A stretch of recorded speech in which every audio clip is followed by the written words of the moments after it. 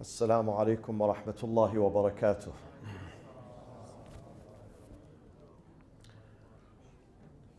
بسم الله الرحمن الرحيم. الحمد لله رب العالمين، والصلاة والسلام على أنبياء الله جميعا وعلى سيدهم وخاتمهم حبيب إله العالمين أبي القاسم المصطفى محمد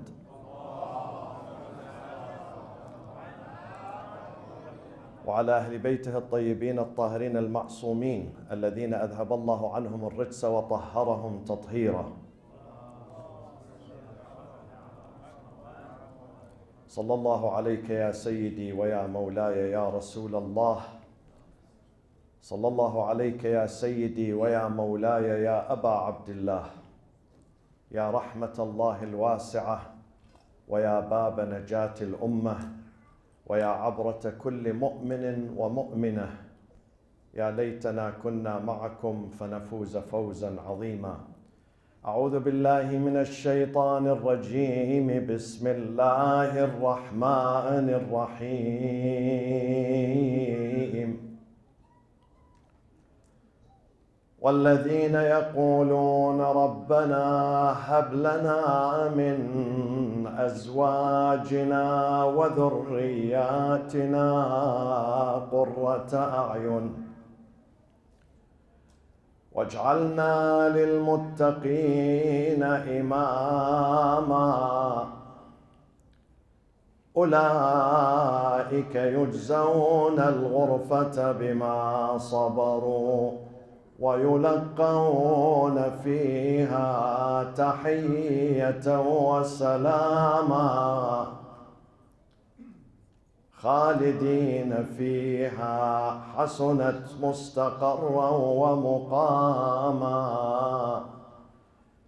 Refresh your minds and your souls with a loud salawat for Muhammadin wa Ali Muhammad.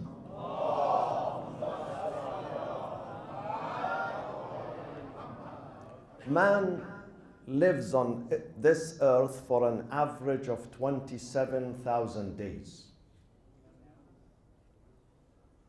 This is equal to the lifespan of 70 years. This is the average life.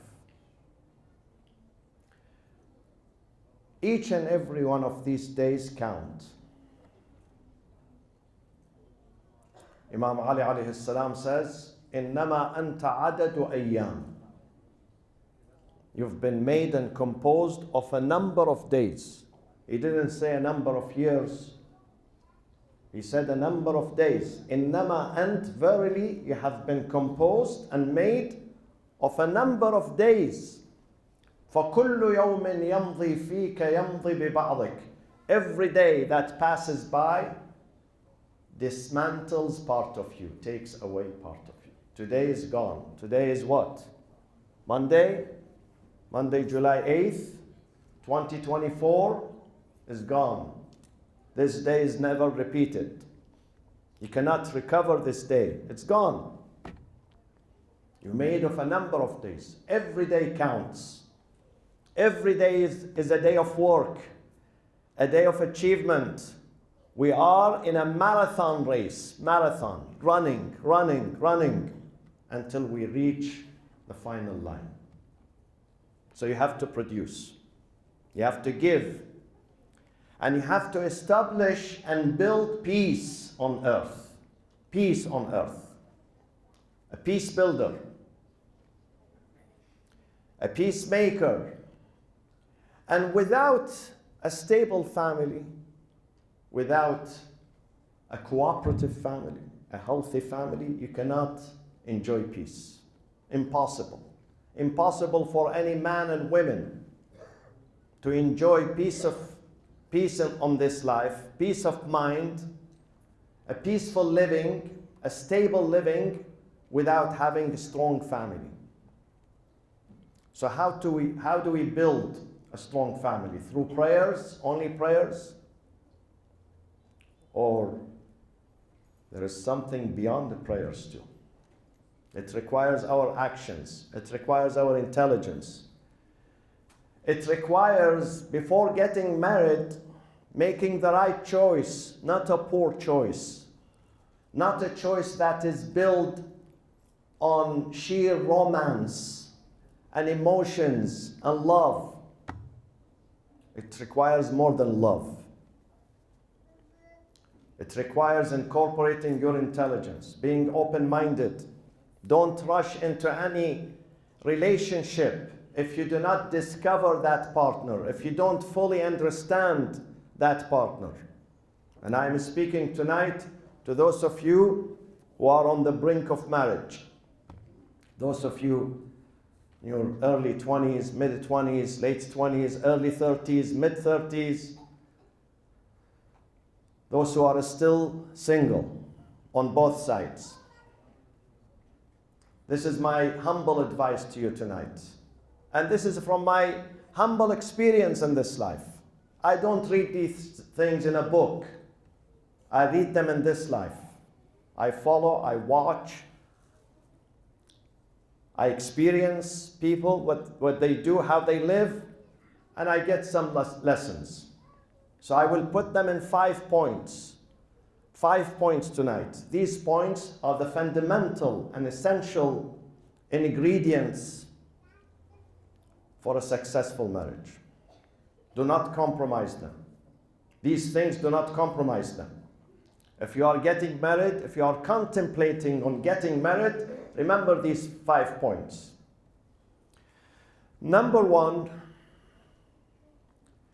when you are about to choose a spouse, a partner, a lifelong partner, then you must examine the environment, the community, the society, the family of that individual, not just the individual himself or herself.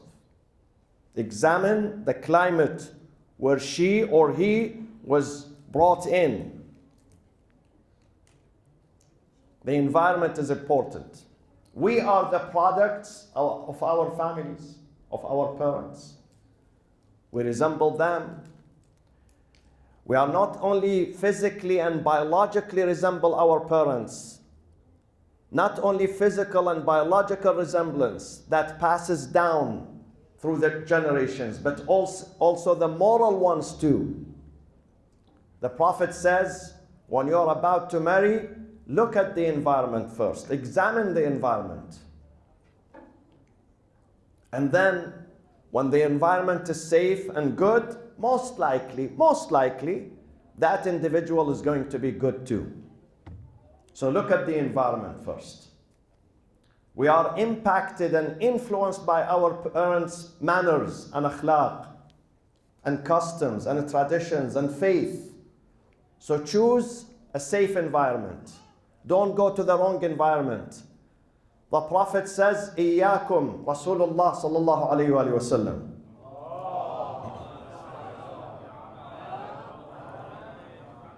إِيَّاكُمْ وَخَضْرَاءُ الدِّمَنِ. خَضْرَاءُ الدِّمَنِ, there is an oasis and there are some flowers growing there.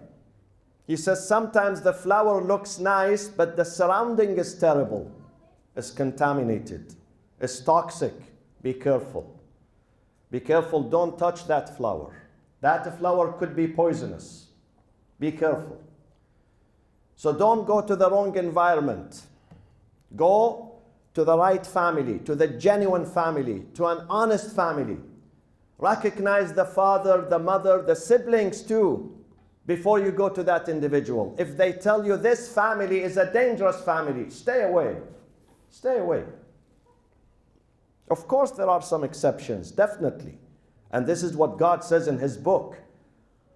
Allah subhanahu wa ta'ala says in the Holy Quran, يُخْرِجُ الْحَيَّ مِنَ الْمَيِّتِ وَيُخْرِجُ الْمَيِّتَ مِنَ الْحَيِّ. Sometimes God produces good from evil and evil from good. It happens. But most likely people follow their family traits and family customs. So choose the right family, number 1. Number 2, zoom in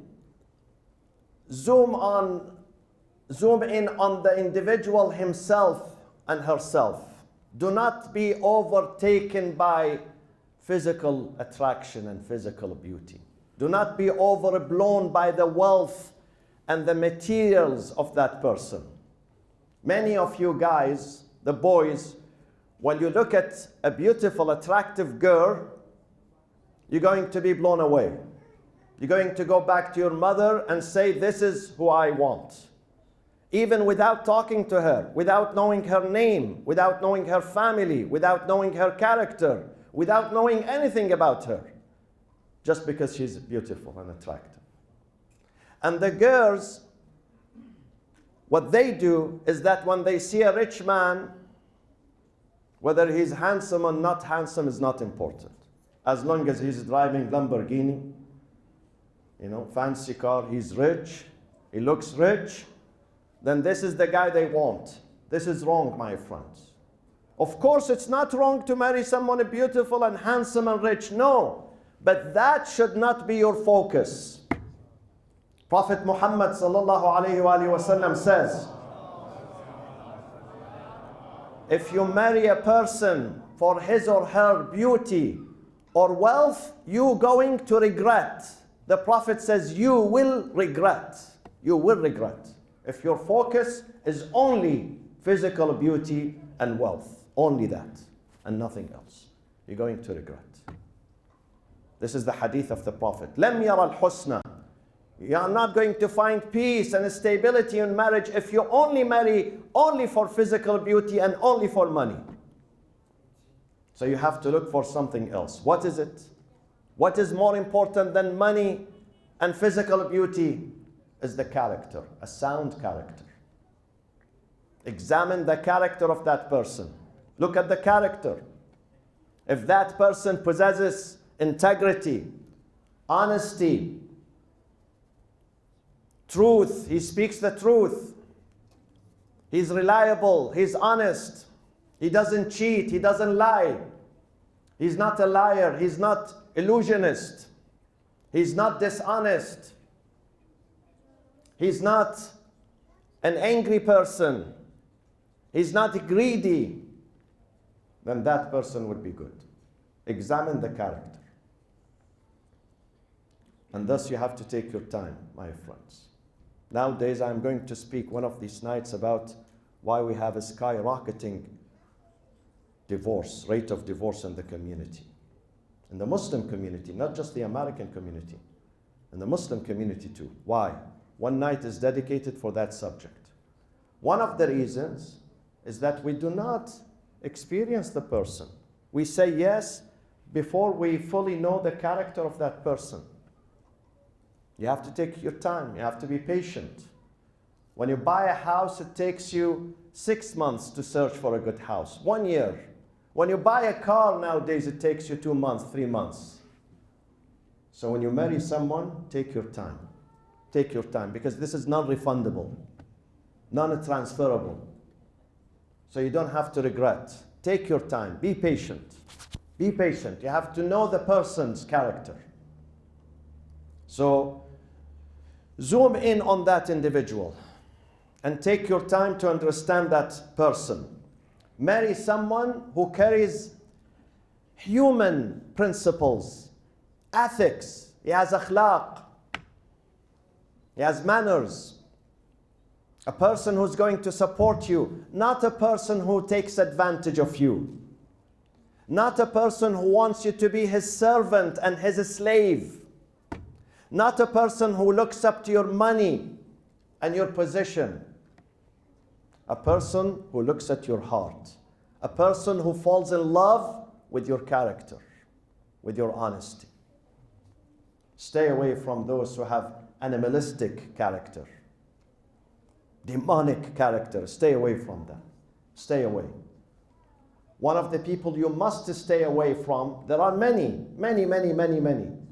But this is the hadith of the Prophet sallallahu alaihi wasallam.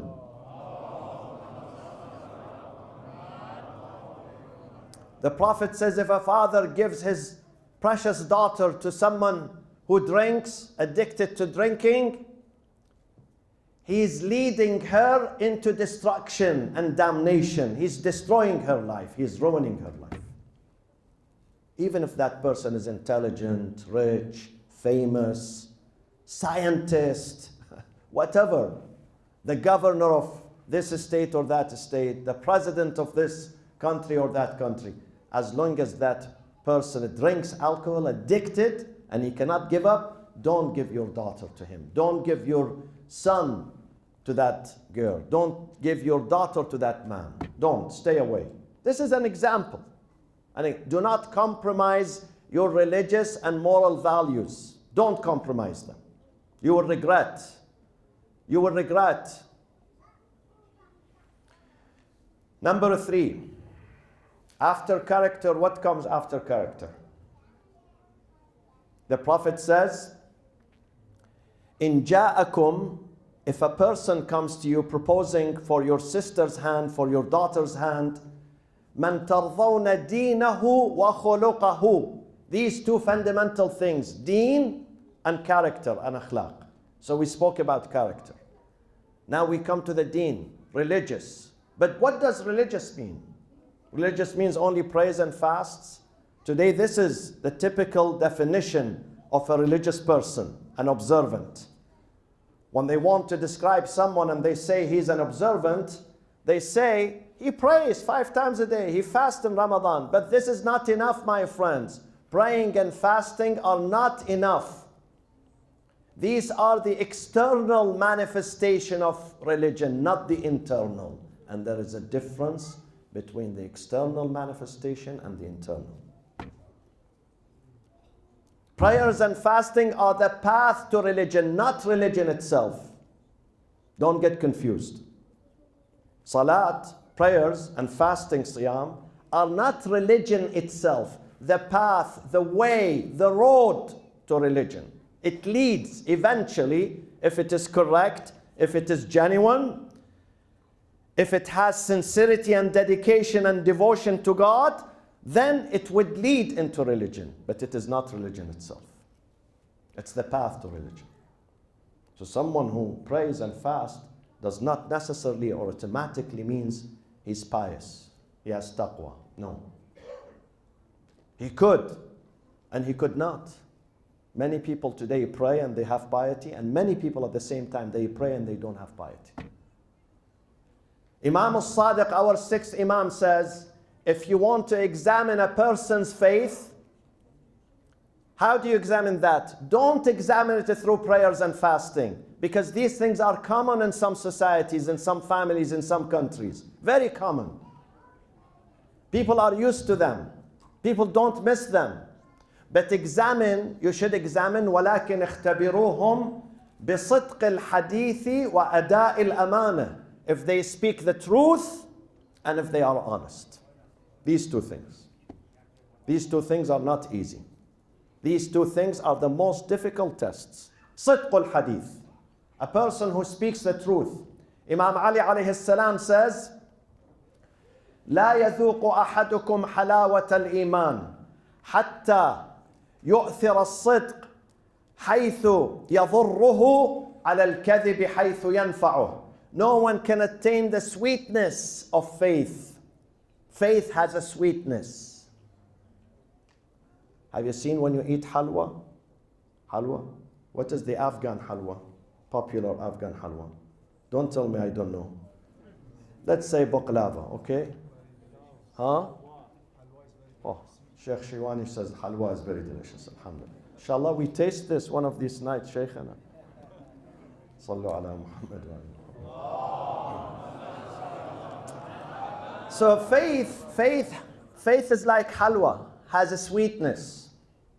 Imam Ali says, but you cannot taste this sweetness unless you give a preference to truth, speaking the truth, where the truth is going to hurt you. If you speak the truth, you're going to lose. Over lying, where lying is going to help you. You go to a job interview. And if you speak the truth in that interview, you lose that job. But if you lie, you win, you get that job. Imam Ali says, lose that job and don't lose yourself. Don't lose your integrity. Don't lose your respect. Don't lie. Lose the job, but don't lose your respect. This is faith. Imam Ali says, only in this condition you can attain the sweetness of faith. Otherwise, this faith This prayers and fasting without telling the truth, without being honest, is superficial, artificial. It's not genuine. It's not genuine. Many people pretend to be religious. Pretend. But at the time of test, they fail. Besides, religion is not only found in the Husseiniyah and the mosque and the Imam Bargah and the Islamic Center. The true religion is found in the marketplace, in the bazaar, when you sell, when you buy, when you deal, when you do transactions. This is, if you want to test someone's faith, test him and her at the time of money, not in the mosque. In the mosque, all of us are religious, alhamdulillah. All of us are practicing when we come to the mosque. But when we go to the market, we are different. Many of us are different in the market. Many people, when they get a loan, they don't return the money. If a person gets loan from you and he gives you the money back, the full money back, he's an honest person. He's a reliable person. It's not only about the prayers and fasting.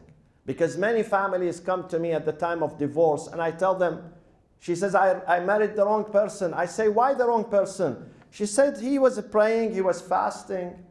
But these are not indications of faith, my friends. The indication of faith is what Imam Hussein said to that man who came to him and he said, I have only a single daughter, one daughter, she's so precious, and I'm worried about her future. So who do you advise me to give her in marriage?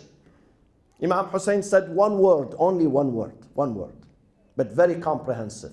He said, زوجها, give her in marriage, ممن يتق الله تعالى, to someone who has real piety and real taqwa. If he has real taqwa, you don't worry about your daughter. She's safe. She's happy with him.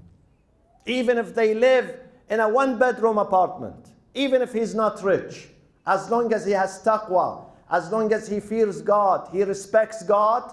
If he respects God, he's going to respect your daughter.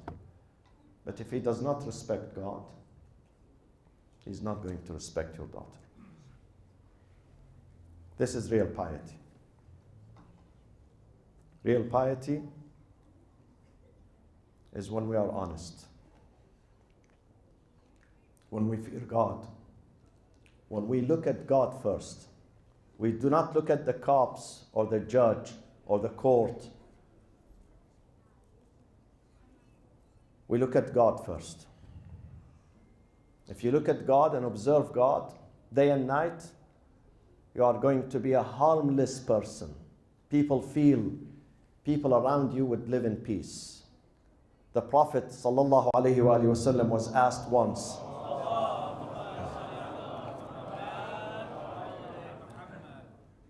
he was asked, Ya Rasulullah, who's the true Muslim? What is your definition of a Muslim? The Prophet never said the Muslim who prays 5 times a day, though prayers is fundamental, one of the most fundamental of religion, and you must observe your prayers. You shouldn't take your prayers lightly. But he didn't say the one who prays 5 times a day and fasts the month of Ramadan and travels to pilgrimage in Mecca and pays the charity and does this and this and this and this and that. He said, Al-Muslimu, this is very brief definition. He spoke about the character of a believer, of a true Muslim. He said, Al-Muslim, indeed, the true Muslim, man salim al-nasu min lisanihi wa yadih. The entire society, the entire people, Muslims, non-Muslims, neighbors, strangers, Americans, white, black, Indians, red, Chinese, all members of society, they feel safe with him, next to him. Safe, physically safe, mentally safe, psychologically safe. Safe. This is a true Muslim. When you live next to this person, you work with this person, you feel safe. He would not hurt you. He would not hurt your home, your wife, your kids, your property, your car, your reputation. He would never. A safe person. You feel safe. This is a true Muslim. This is a true Muslim. So if you want to be safe, especially those young generation here, Next time I'll be here, you are married, guys, I'm telling you. Next time when I come for Muharram, if I get invited again, you are married, because I was here and Ali Sina was single. Now he's a father, mashallah. Sami'ullah, was single and now he's married and he has a daughter. No? Daughter? A son, mashallah. And alhamdulillah.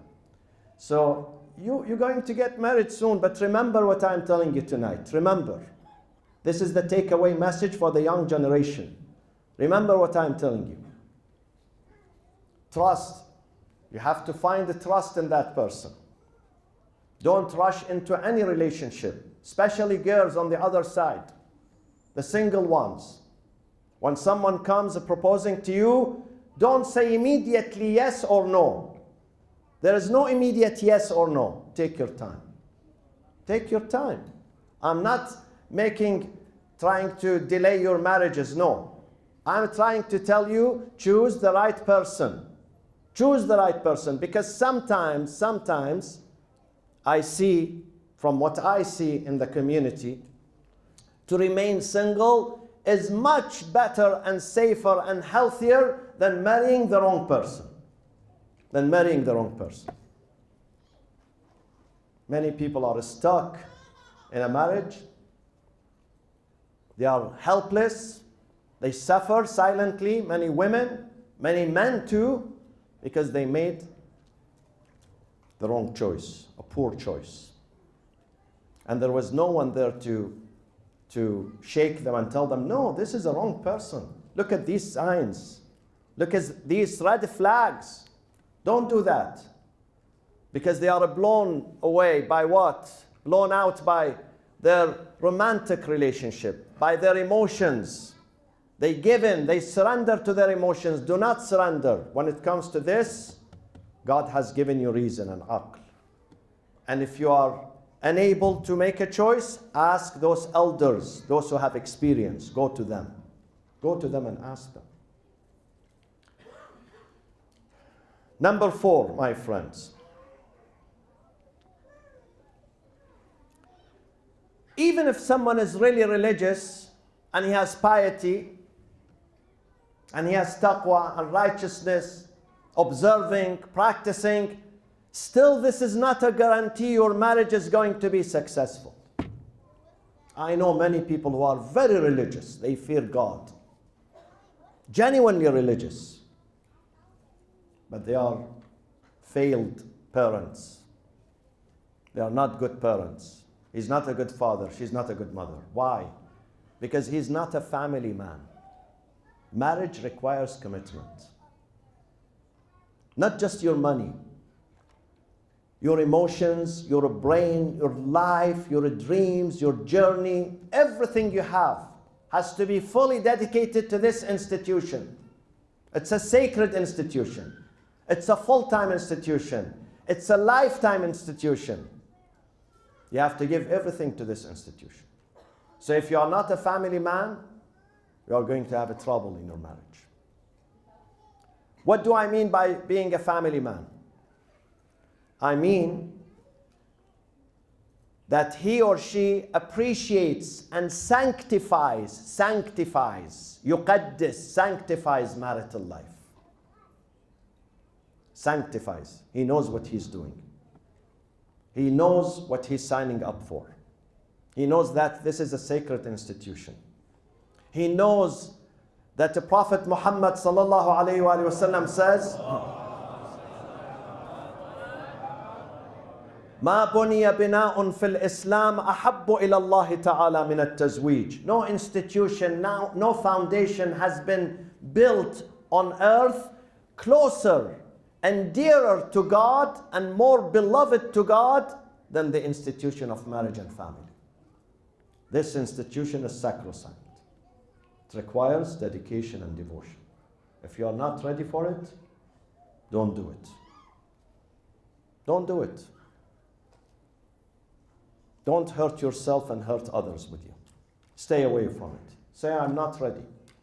Say, I'm not ready for this task. We witness many divorces nowadays because either the wife or the husband are not ready for this commitment. They are not ready for this job. This is a tough job, a tough responsibility. You have to be prepared for it. You have to be a family man. Some people, they give a preference. I'll give you a few examples of how not being a family man. He gives a preference to his parents over his wife. Of course, our parents are the closest people to us. Our mothers are the closest to human beings to you. But that does not mean you neglect your wife and your kids and you spend most of your time with your parents. I've seen some examples where the father, the husband, he abandons his family, his little kids, his wife. Why? Because my parents are alone. I have to be with them. I am the caretaker of my mother. Or she has a husband, she has children, she abandons them because her mother is sick and she has to spend 2, 3, 4, 5 years taking care of her mother. This is unacceptable. This is unacceptable. Your first responsibility is towards your husband or your wife. Yes, you take care of your parents, but it doesn't mean that you desert and abandon your family. You shouldn't do that. Or some of them, he spends more time with his friends outside the home than his wife and his children. By the time he comes home, he's fully exhausted, tired, and he wants to jump into the bed. And he treats the home as a bed and breakfast. In the morning, he showers, he eats breakfast, and then off for work until the following day. Gives a preference.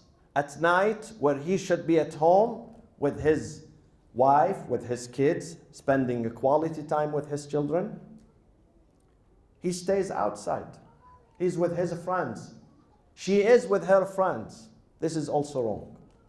I know a story, true story, of a little boy of 6 years old who didn't see his father. Always his father is absent. His father is workaholic, and he comes home very late. By the time the father comes home, the child is in bed because he has a school. Even in the morning, he doesn't see his father. He was missing his father. He asked the mother, "Where's my dad?" "Your dad is working." So one day, he said to his mother, "I'm not going to bed tonight. I'm waiting for my father to come." And he had saved some money, some cash money. When his father came home, he asked him, "Dad, how much you make an hour?" At that time, this is 20 years ago, he said, "I make $25 an hour." He said, "This is $25. I want you to spend 1 hour with me every day."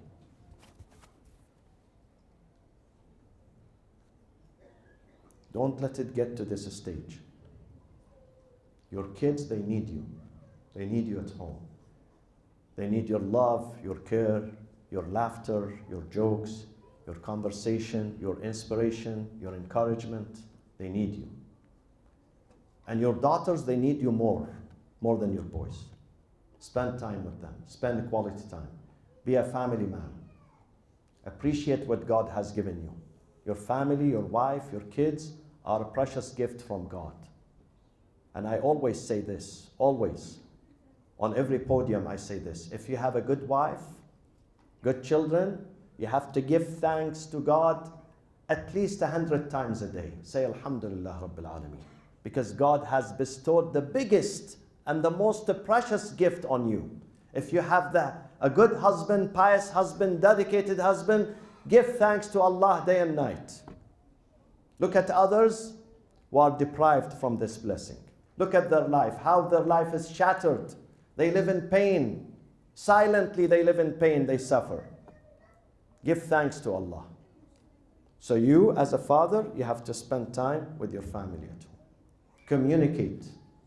Communicate with your partner. Communicate with your kids. When you sit for a meal, sit and discuss everything with them. Ask them about their school, their health, their friends, their life, their hobbies, their future, their dreams. Get them involved. Get them engaged. You are not just a breadwinner, my friends. A father today is not just a breadwinner. He's a teacher, he's a mentor, he's a role model, he's a leader. The mother is not just cooking food at home and cleaning the toilets and changing the sheets. She's the center of love and affection. If we, all of us tonight here, if we have some affection and love, we got this from our mothers, from your honorable mother. So you have to give thanks to God and to your mother. If you are a merciful, a tender person, a person with affection, then this is due to your own mother. Give thanks to her. Kiss her hand. So you have to stay at home. You have to be with your family. Do not abandon your families. Even when you come these nights, when you leave home, try to bring your family with you. Women, try to encourage your husband to come with you. Try to encourage your kids to come with you tonight, these nights. The father, don't leave the house without accompanying your family with you to these sessions. Go like a family. And here the proverb in America says, the family that prays together stays together. So this is the fourth point. What is the fifth point? The fifth point, where I conclude tonight, inshallah, is there are other traits that you have to find in the future partner. One of them, do not marry someone who's arrogant. Stay away from arrogant people. No marriage, no friendship, no relationship, because it's waste of time. Not only waste of time, it's dangerous. It's contaminating. Imam Ali alayhi salam says, Amirul Mu'mineen Ali ibn Abi Talib, sallu ala Muhammadia.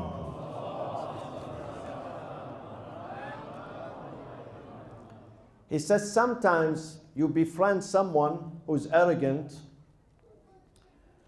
and you don't care in the beginning, but slowly, though you were humble before, slowly, this bad, despicable, satanic, demonic trait of arrogance is going to creep into you without you realizing, without knowing, because you've been befriending him for 2 months, 3 months, 6 months.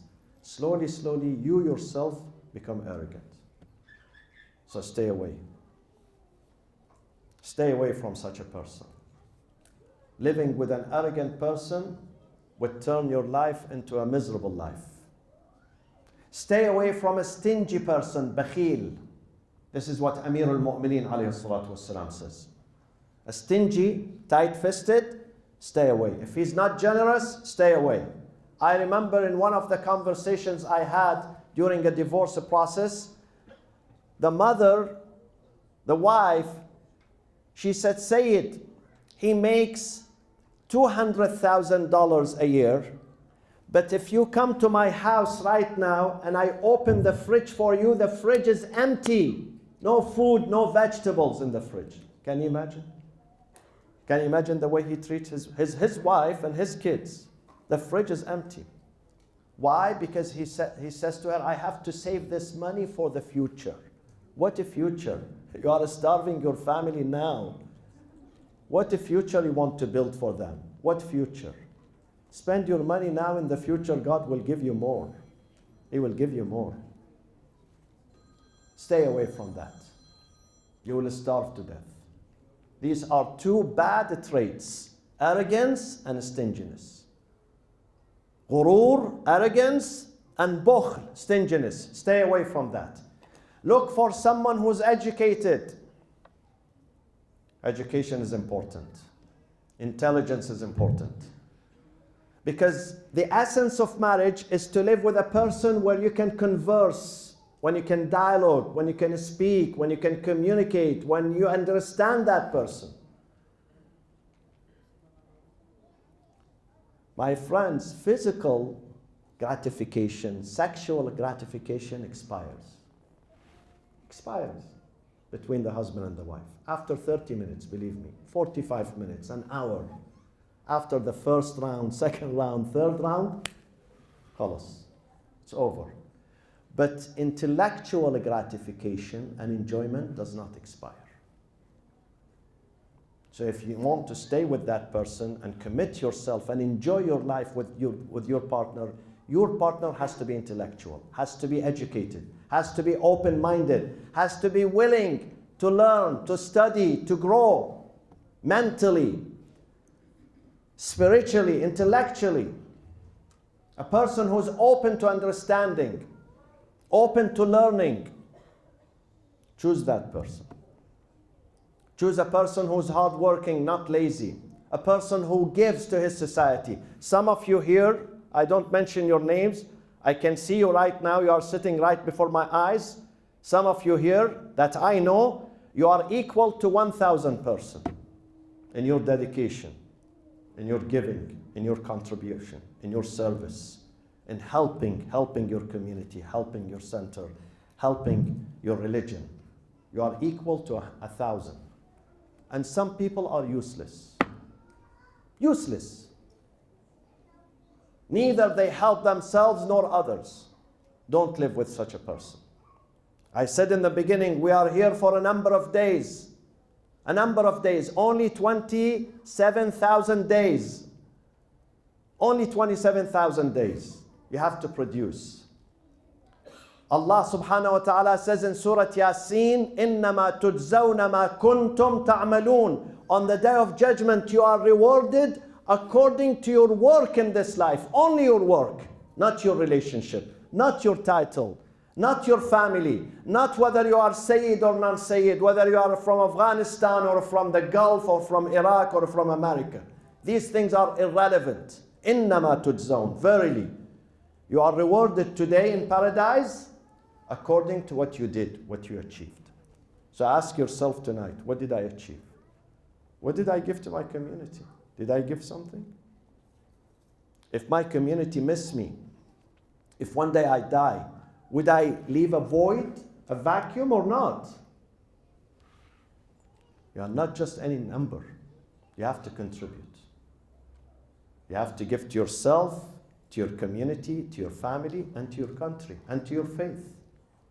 So choose someone who's a hardworking person, a contributor to his community. And men and women have to advise, a husband and wife, they have to advise each other to give more, not to discourage them. Some men are working hard for his community. The wife tells him, no, this is too much. Too much work for yourself. No, this is wrong. Let him give to his community. If your wife is giving to her community, do not stop her. Do not curb her activities. Do not discourage her. Tell her, good job, I'm proud of you. You are not just a wife, you are not just a mother, you are a leader in my community. Encourage them. وَالْمُؤْمِنُونَ وَالْمُؤْمِنَاتِ بَعْضُهُمْ أَوْلِيَاءُ بَعْضٍ. God says in His book, the believing men and believing women, they support each other, they encourage each other. Not that they discourage each other. These are some of the qualities, my friends. Those who are single. And those who are married, only one sentence, one hadith from Prophet Muhammad sallallahu alayhi wa sallam. Prophet Muhammad says, sallallahu alayhi wa sallam, أَقْرَبُكُم مِّنِّي يَوْمَ الْقِيَامَةِ أَقْرَبُكُم لِأَهْلِهِ وَأَنَا أَقْرَبُكُمْ لِأَهْلِي. Do you want to be with the Prophet? Paradise is big, it's huge. Which zip code you want to live in paradise? Which zip code? You have to choose the zip code too. It's not enough just to make it to paradise. The beauty of paradise is when you are able to see Prophet Muhammad sallallahu alaihi wasallam. You are able to see Imam Ali. You are able to see Imam Hussein alayhi salam. You cried for him for 70 years. You have to see him. You have to have access to him. You have to speak to him. They are reachable. They are accessible in paradise. But some people do not get access to them. Though they get to paradise, but they say, sorry, this is a gated community. You cannot enter this. You didn't do enough. So how do you do enough? What do you do? The Prophet says, be close to your family. Emotionally, be close to your family. Be kind to your family. Serve your family. Don't hurt your family. Don't hurt your parents. Don't hurt your spouse. Don't hurt your children. Be close. أقربكم مني يوم القيامة. The nearest one among you to me, to my neighborhood, to my residence, to my house on the day of judgment. أقربكم لأهله. The one who's very close to his family. And then the Prophet says, and I am the one among you all, the closest one to my family. He gave the best example when he lived with his family. When his daughter Fatima comes from the door, he stands. He's sitting here, he stands to receive her, to hug her, sometimes to kiss her hand and to tell her, sit here close to me. He receives his family. Imam Hussein is playing. The Prophet is standing on the podium, on the mimbar, the pulpit of his mosque. Imam Hussein comes. He's 5 years old. He's running. He trips. He falls. The Prophet cuts his sermon. He goes down the pulpit. He carries Imam Hussein. And he comes back to the pulpit.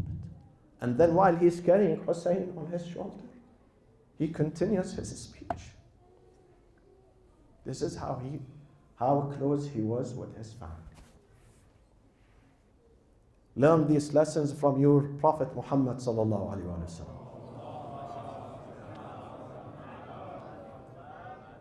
When Muawiyah died, Yazid seized power in Damascus. And the first thing he did when he became Khalifa, he wrote a decree to his governor in Medina. He was his first cousin, the governor of Bani Umayyah in Medina.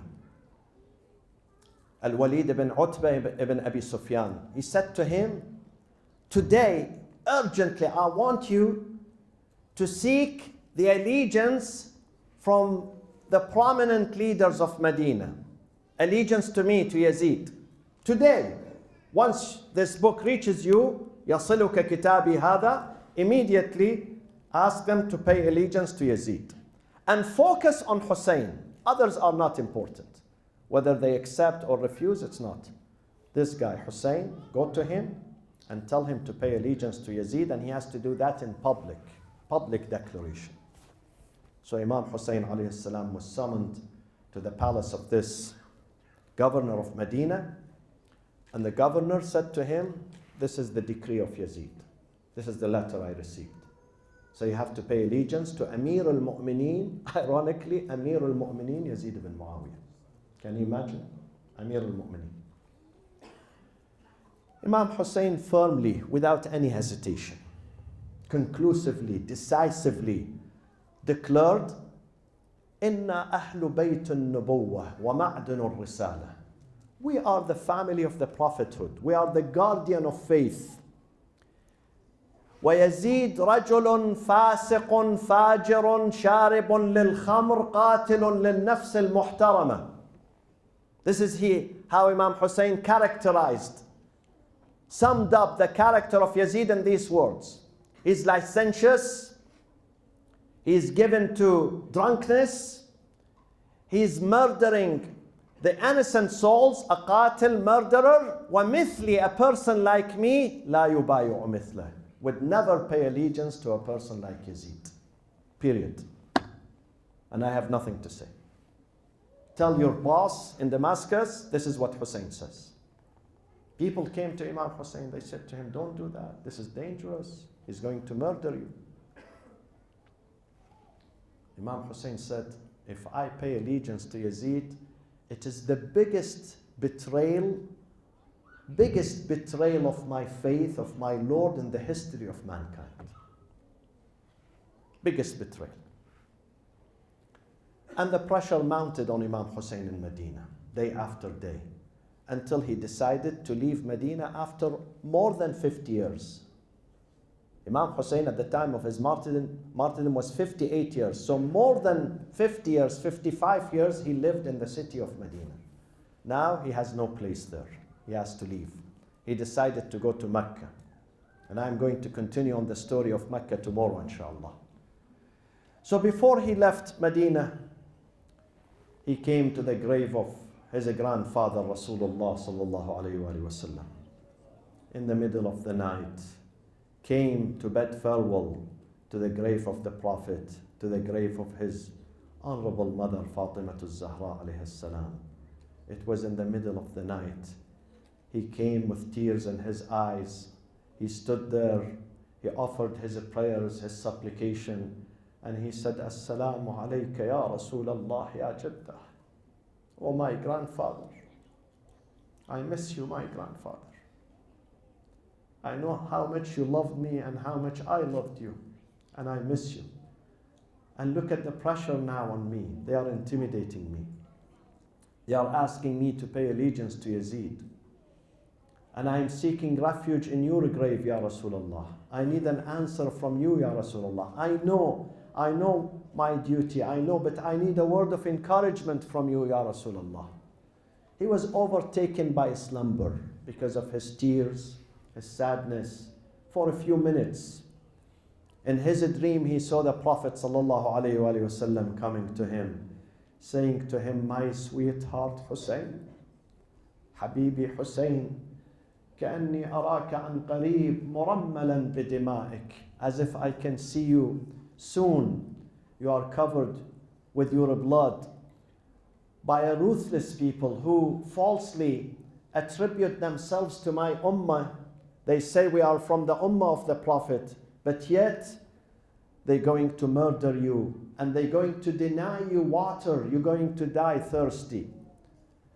Ya Hussein, before you, your beloved father, beloved mother, beloved brother Hassan, they all joined me here in paradise. And they are eagerly waiting for you to join too.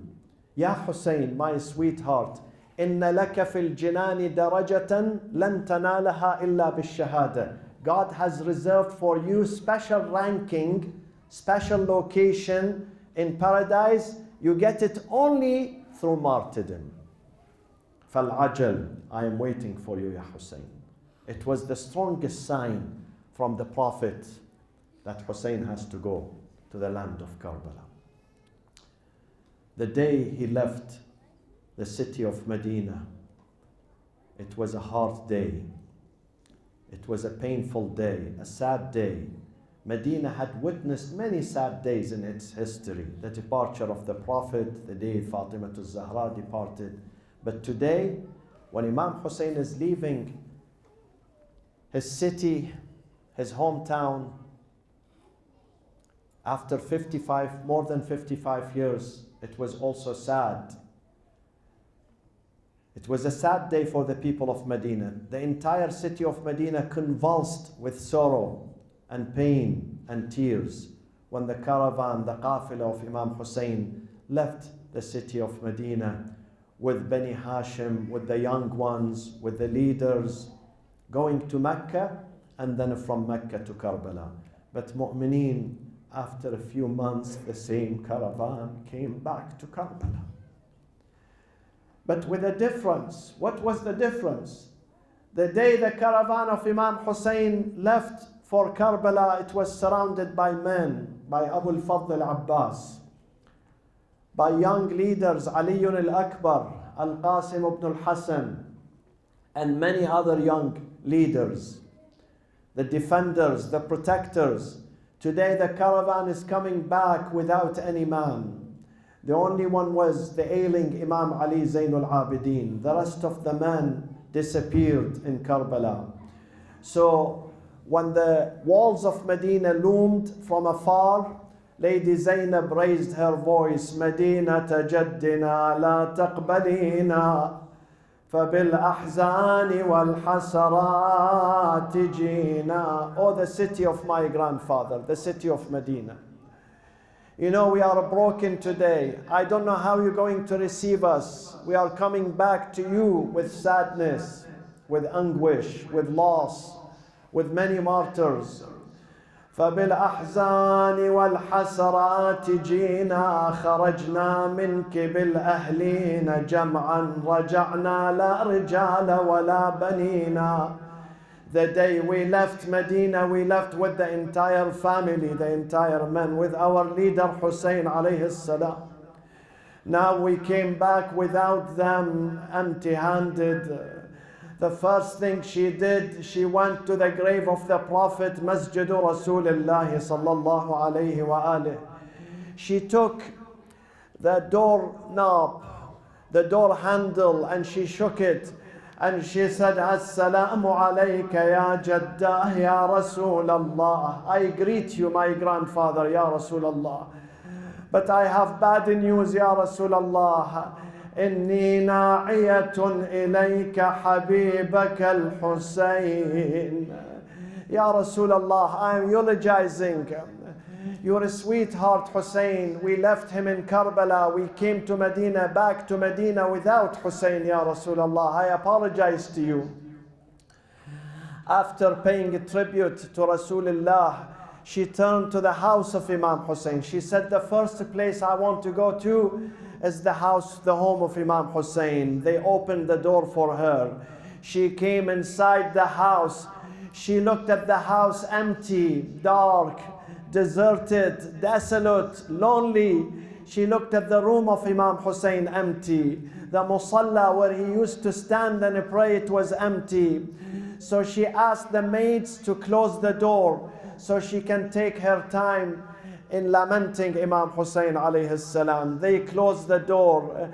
She was circling around the house and saying, Hussein, Hussein, there is no light in this house. منازل كانت نيرات بأهلها تولى عليها غبرة وقتام ألا لا تزان الدار إلا بأهلها على الدار من بعد الحسين سلام.